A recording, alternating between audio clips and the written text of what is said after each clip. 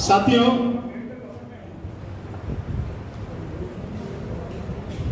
मैं हमेशा से लोगों को समझाने का प्रयास करता हूं कि राजनीति को समझो। हम जिस बात की चर्चा करने के लिए आज यहां पर हैं, उसमें मीडिया की जरूरत नहीं थी। जिस चुनाव की हम बात कर रहे हैं वो चुनाव और उसके विषय में चर्चा जो संबंधित लोग हैं सिर्फ उन्हीं के बीच में बहुत तरीके से पहले होनी थी, उसके बाद में उसकी रणनीति बना के लोगों को बताना था, एक एक साथी को टच करना था। मुझे दुख के साथ कहना पड़ रहा है कि जो हो रहा है मैं इससे सहमत नहीं हूं। ऐसे होना चाहिए, ऐसे नहीं होना चाहिए। जो लोग आज तक सत्ता पर काबिज हैं, अगर आप वकीलों की सत्ता की बात करो, चाहे वो बार एसोसिएशन के इलेक्शन हो, चाहे बार काउंसिल के हो, कभी देखा उन्होंने ऐसी मीटिंग की हो? मीडिया बुला के उनकी मीटिंग कब हो जाती है, क्या डिसाइड हो जाता है, कहां हो जाती है, हवा भी नहीं लगती। लेकिन हम किस तरह से मीटिंग कर रहे हैं आपके सामने, तो मैं इससे सहमत नहीं। हालांकि मैं इस बात से सहमत हूं कि महमूद पराचा जैसा व्यक्ति निश्चित रूप से राजनीति में आना चाहिए और वहां बैठना चाहिए जहां पे ताकत है, तो उनको जिता के भेजना आपकी जिम्मेदारी बनती है, हम सबकी जिम्मेदारी बनती है। मैं इससे सहमत हूं। इसके विषय में क्या रणनीति रहेगी, मैं यहां इस पर कोई चर्चा नहीं करूंगा। दूसरा, मैं उस बात का विरोध करता हूं जो बार काउंसिल ऑफ इंडिया के चेयरमैन ने अपने आप ही रेजोल्यूशन पास करके कि बार काउंसिल की जो इलेक्शन है 2 साल के लिए टाले जाए। तुम्हारे पिताजी की संस्था भैया क्या ये क्या है? ये तुम्हारी जागीर है क्या? जो हुकूमत चलाओगे, जो पास कर दोगे वही सब कुछ हो जाएगा? तुम भी कोर्ट से ऊपर हो क्या? लोकतंत्र से ऊपर हो क्या? कानून से ऊपर हो क्या? तो इसका पुरजोर विरोध करेंगे। सड़क पे आके करना पड़ा सड़क पे आके करेंगे, अदालत में करना पड़ा तो अदालत में करेंगे। इस गुंडागर्दी को, यही शब्द इस्तेमाल कर रहा हूं, मनन मिश्रा तक पहुंच जाने चाहिए ये शब्द, कि इस गुंडागर्दी को चलने नहीं देंगे। जितनी ताकत हो रोकने की वो रोकने की कोशिश करते हैं। समय पर होने हैं, समय पर ही कराएंगे। जैसे बाकायदा हमारे यहां हमारी सुप्रीम कोर्ट बार के चुनाव हर साल निश्चित समय पर होते हैं, इसी तरह से होना है। लेकिन जिनको सत्ता की हवस होती है ना, उनके लिए एक बार बैठ जाओ। वो कहते हैं गाना जो है मनोज कुमार साहब की फिल्म के यादगार का, वोट लिया और खिसक गया, जब कुर्सी से चिपक गया तो फिर उसके बाद वो जो स्थिति है ना, तो 2 साल के लिए आप बढ़ा रहे हैं, कोई आपको अधिकार नहीं, वो होने नहीं देगा। अब मैं इससे अलग हटके जिस पर चर्चा है वो मैं आपके सामने रखूं। साथियों, जहां तक कॉन्स्टिट्यूशन को सेव करने वाली बात है, आप इस बात से सहमत होंगे कि कॉन्स्टिट्यूशन को सेव करने में अगर किसी की सबसे अच्छी भूमिका, सबसे महत्वपूर्ण भूमिका हो सकती है, अगर कॉन्स्टिट्यूशन को कोई सेव कर सकता है तो वकील ही कर सकते हैं। वकीलों के अलावा कोई नहीं कर सकता, क्योंकि वही जानते हैं कि कानून क्या है, इससे कैसे लड़ा जा सकता है, कैसे इसे बचाया जा सकता है और लोगों को उनका हक कैसे दिलाया जा सकता है। और यह बात आप सब जानते हैं, कहने की नहीं, कि अगर कॉन्स्टिट्यूशन सेव रहेगा या यह संविधान बचा हुआ रहेगा, और इससे भी आगे चल के अगर इस संविधान के अनुसार, इस संविधान के अनुरूप ईमानदारी से संविधान लागू होगा, लोगों को उनका हक मिलेगा, तभी देश भी बचेगा।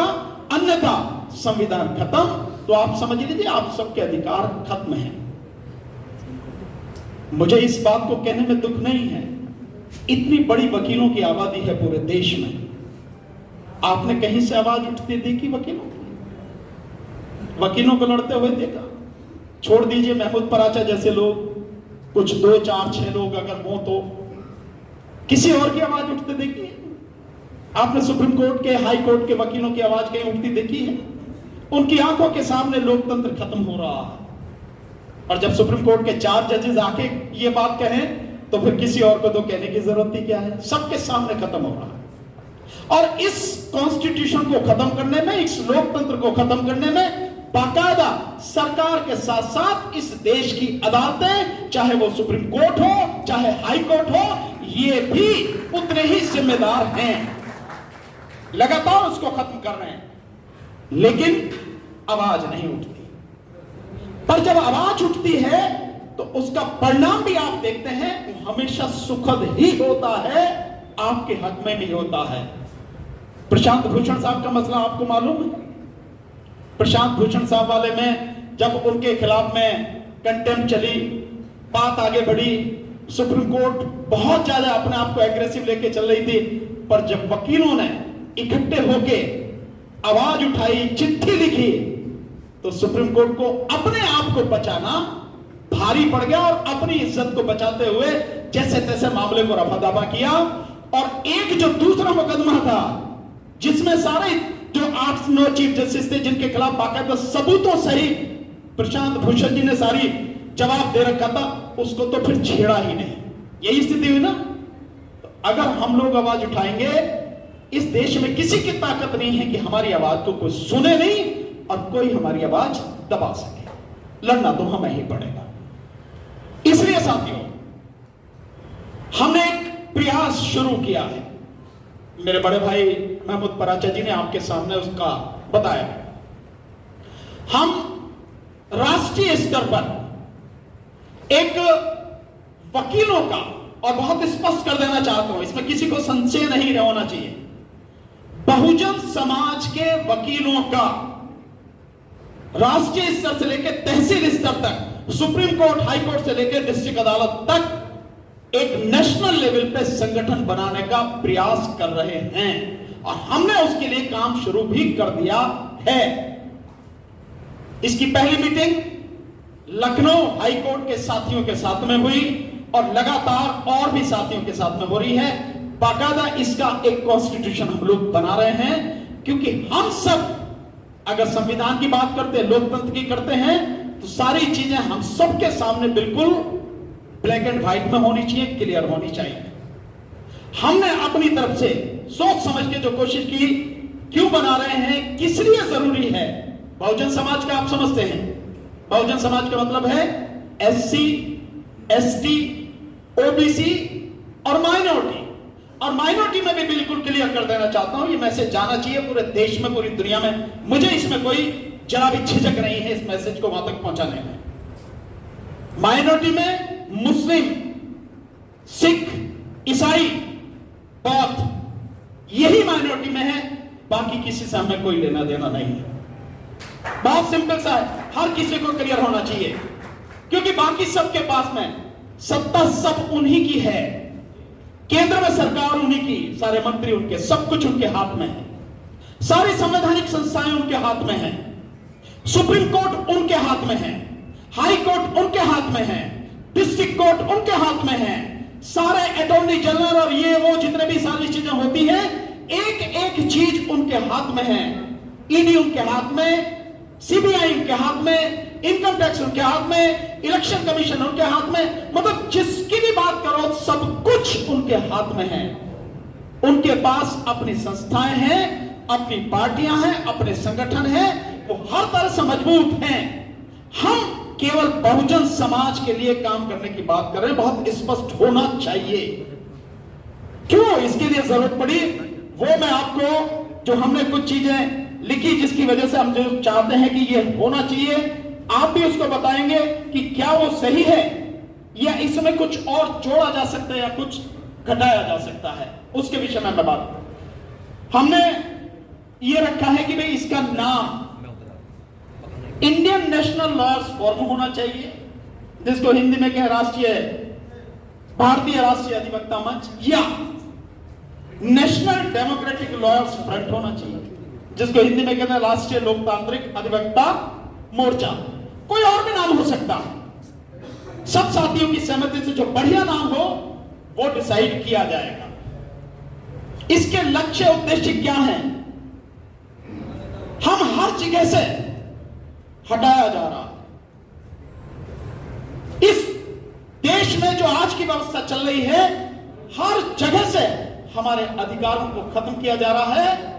हमको कहीं भी पहुंचने देने से रोकने की सारी व्यवस्था की जा रही है और अदालतें इस मामले में पूरी तरह से सरकार के साथ में है, चाहे केंद्र सरकार हो चाहे राज्य सरकार। इसलिए इकट्ठा होना पड़ेगा और इकट्ठे होकर लड़ना पड़ेगा। तो 7 उद्देश्य हमने इसके रखे। नंबर 1, भारतीय न्यायपालिका में सर्वोच्च न्यायालय से लेकर, इसको ध्यान से सुनें, भारतीय न्यायपालिका में सर्वोच्च न्यायालय से लेकर सभी राज्यों की उच्च न्यायालयों और जिला न्यायालयों में बहुजन समाज के जजों का प्रतिनिधित्व पूरा करना। यह सुप्रीम कोर्ट किसी एक की नहीं है। यह यूं कहो कि सुप्रीम कोर्ट केवल सवर्ण समाज की नहीं है, इस देश की है। तो इस देश के सभी समाजों का, वर्गों का प्रतिनिधित्व वहां पर होना चाहिए।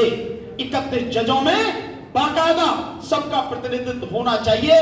ये आवाज हमें मिलकर उठानी पड़ेगी, इसलिए यह संगठन बनाया जा रहा है साथियों। दूसरा, न्यायपालिका में जजों के अतिरिक्त जो अन्य कर्मचारी हैं, जैसे पेशकार, अहमद, स्टेनोटाइपिस्ट, क्लर्क, चपरासी इत्यादि, इनमें भी बहुजन समाज का प्रतिनिधित्व पूरा कराना है। रिजर्वेशन की बात भूल जाइए, रिजर्वेशन का कोई मतलब नहीं, प्रतिनिधित्व चाहिए। यह देश सबका है तो सबकी भागीदारी चाहिए, हर जगह चाहिए, हर संस्था में चाहिए। इसलिए प्रतिनिधित्व की बात है, रिप्रेजेंटेशन की। दूसरा, तीसरा, सभी न्यायालयों में नियुक्त होने वाले शासकीय अधिवक्ताओं, डीजीसी जैसे स्टेट में होते हैं, और एपीपी, कानून मंत्रालय और विभिन्न सरकारी विभागों में बहुजन समाज के अधिवक्ताओं का प्रतिनिधित्व होना चाहिए। हो क्या रहा है? आप जाके देखेंगे, इतने वकीलों की जरूरत होती है पैनल में, कौन मिलेगा आपको? हर कोई जानता है, बड़ी मुश्किल। अभी जो बात चल रही है, शायद यूपी की ही बात है, जो करीब 850 के लगभग एडवोकेट हैं। उन 850 में 5 तो शायद शेड्यूल कास्ट के हैं और ओबीसी के कुल 47 हैं। मुसलमान तो हो ही नहीं सकता, क्योंकि मुसलमान की तो मतलब जब उन्हें टिकट नहीं दे सकते तो वकील कैसे बना देंगे उन्हें? सो आप इस चीज को समझ सकते हैं।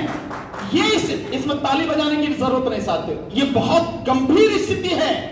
ये देश किसी एक के बाप का नहीं है, हम सबका है। इसलिए अपना हक लेना हमारी जिम्मेदारी है, हमारा धर्म है, हमारा फर्ज है। इसलिए संगठन बनाया जा रहा है। तो ये जो है, हर जगह हमारा आदमी होना चाहिए। जितनी जिसकी संख्या भारी, मानव साहब काशीराम जी का कहना है, जितनी जिसकी संख्या भारी उतनी उसकी हिस्सेदारी। ये जरूरी है साथियों, लड़ना पड़ेगा हमें, बिना उसके मिलेगा नहीं। चौथा, वकालत में आने वाले, ये बहुत जरूरी है। आप और हम सब जब आए थे, नए थे, हम सब ने बहुत सी दिक्कतें झेली। हमारे नौजवान साथी बैठे हैं, बड़ी एक बहुत कड़वा सा एक शब्द है, इसको अदरवाइज मत लीजिए, लेकिन मैं उस शब्द को बिल्कुल एज इट इज आपके सामने रख रहा हूं। वकील की जो शुरू की उसकी जिंदगी होती है, कैसी होती है, उसको आप समझ लें। शब्द किसी ने कहे कि वकील की जवानी और वैश्या का बुढ़ापा एक जैसा होता है। हम लोग जब संघर्ष करते हैं, शुरू में आते हैं, न केस होता है, न पैसा होता है। कोई सीनियर इतना बढ़िया मिल जाए कि वो आपकी मेहनत का आपको शुरू से ही देना शुरू कर दे तो बड़ी अलग बात है, अन्यथा कोई देता नहीं है साथियों। इसलिए हमारे जो वो साथी हैं, बहुत से लोग निराश हो जाते हैं, क्योंकि वकील बनते ही माँ बाप की जो उम्मीद लग जाती है परिवार की कि भैया अब तो वकील बन गया, पैसा कमाने लगा, कल से ही नोट बरसने लगेंगे। होता कुछ नहीं है। 5 साल तक बेचारा कैसे वो झंडी हिलाता, फाइल पकड़ के कैसे अदालतों में घूमता ही उसे मालूम। तो चौथा यह है कि वकालत में आने वाले बहुजन समाज के नए और युवा लड़के व लड़कियों को सही तरह से गाइड करना, वकालत सिखाना और उन्हें हर तरह का सहयोग और सहायता उपलब्ध कराना हमारी ही जिम्मेदारी है। हमारी तो भाई हैं वो, हमारी तो बच्चियां हैं, किसी और की नहीं है। साथ में 5वां, भारत में स्थापित सभी बार एसोसिएशनों में बहुजन समाज के अधिवक्ताओं को पूरी तरह से संगठित कर बार काउंसिल ऑफ इंडिया से लेकर सभी राज्यों की बार काउंसिलों में तथा सभी बार एसोसिएशनों में बहुजन समाज का समुचित प्रतिनिधित्व सुनिश्चित करना। दिल्ली के आप बार को तो जानते होंगे, दिल्ली में इतनी बार हैं, हाई कोर्ट की भी, सुप्रीम कोर्ट की भी, डिस्ट्रिक्ट कोर्ट की, कैसे कैसा प्रतिनिधित्व आप सबको मालूम है, बताने की जरूरत तो है। इसमें जिम्मेदार हम हैं। हमारी नासमझी, हमारा बिखराव, वो सबसे बड़ा जिम्मेदार है कि हमारा प्रतिनिधित्व नहीं। इसके अलावा छठा, परस्पर सहयोग के द्वारा दुख सुख में कदम से कदम और कंधे से कंधा मिलाकर साथ चलते हुए बहुजन समाज के सभी अधिवक्ताओं साथियों को हर प्रकार से सशक्त बनाना। किसी के साथ में कुछ भी हो जाता है कि इसको पता ही नहीं होती हम लोगों, जबकि हमें उसकी मदद करनी चाहिए। तो ये भी एक हमारा उद्देश्य है।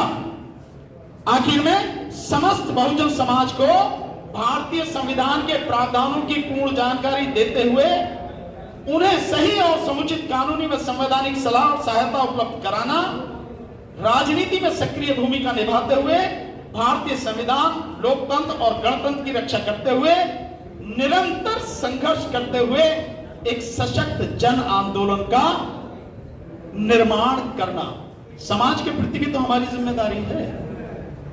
मैं मानता हूं 2 अप्रैल का जो कांड हुआ उसके बाद जितने लोग अरेस्ट हुए, बहुत साथियों ने बहुत ईमानदारी से काम किया, बिना फीस लिए ही लोगों की बेलें करवाई, मुकदमे लड़ रहे, बहुत अच्छी बात है। लेकिन इसको एक संगठन का रूप देना है ताकि समाज को जब भी उसके सामने कोई सामाजिक दिक्कत आए, व्यक्तिगत नहीं, अगर कोई व्यक्तिगत बलात्कार कर रहा है, कोई कत्ल करके चला रहा है, उसे थोड़ी बताएंगे, उसके लिए तो फीस लेंगे, उस तरह से काम करेंगे। लेकिन सामाजिक अगर किसी के साथ में दिक्कत है, जैसे दिल्ली दंगे हुए, जैसे 2 अप्रैल वाला कांड हुआ, इनमें इस तरह के जो मसले हैं, हमें समाज का साथ देना है। उसको पता होनी चाहिए कि ऊपर से लेकर नीचे तक ये टीम है जो समाज के लिए लड़ेगी, और ये केवल एक की नहीं, बहुजन समाज में SC, ST, OBC, माइनॉरिटी सबकी इकट्ठी होगी, हर किसी की भागीदारी होगी।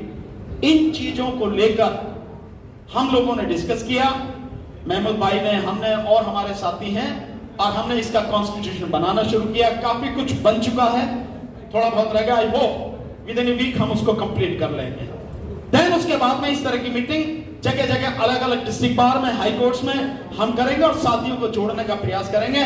मैं आपसे चाहूंगा कि हम सारे साथी और हमारे जो और भाई हैं, हम सबको इसमें जोड़ें, इसका सदस्य बनाएं, ताकि किसी के साथ भी अगर कोई दिक्कत हो तो अकेला महसूस ना करे, सब उसके साथ में खड़े हों, और जो सरकारें हमारा हक मार रही हैं उनसे हम अपना हक ले सकें, छीन सकें। मैं मांगने की बात नहीं करता, मांगना किससे?